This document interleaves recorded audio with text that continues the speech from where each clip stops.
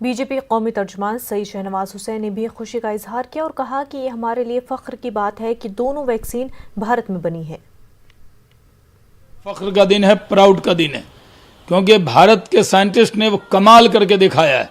अन्य देशों में जहां एक वैक्सीन बनाने में दिक्कत आई, उनको भारत की कंपनी सीरम इंडिया और भारत बायोटेक ने कोवैक्सीन और कोविशील्ड बनाकर कमाल कर दिया है।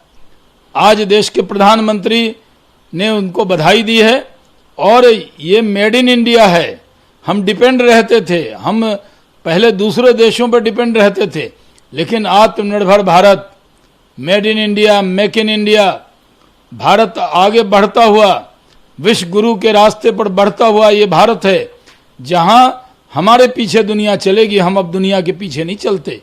हम आदर्श देश बने हैं, क्योंकि कोरोना के खिलाफ लड़ाई में भी प्रधानमंत्री नरेंद्र मोदी जी के नेतृत्व में एक बड़ी सफलता हमने पाई थी। हमारी आबादी बहुत बड़ी है, 135 करोड़ का देश है, और यहाँ पर जैसे लोगों की जान बचाई गई, जिस तरह यहाँ मैनेजमेंट हुआ, हम कोरोना की लड़ाई भी जीते और वैक्सीन की लड़ाई में भी दुनिया को संदेश दिया कि भारत सिर्फ 135 करोड़ आबादी का देश ही नहीं है, बल्कि भारत सक्षम देश है।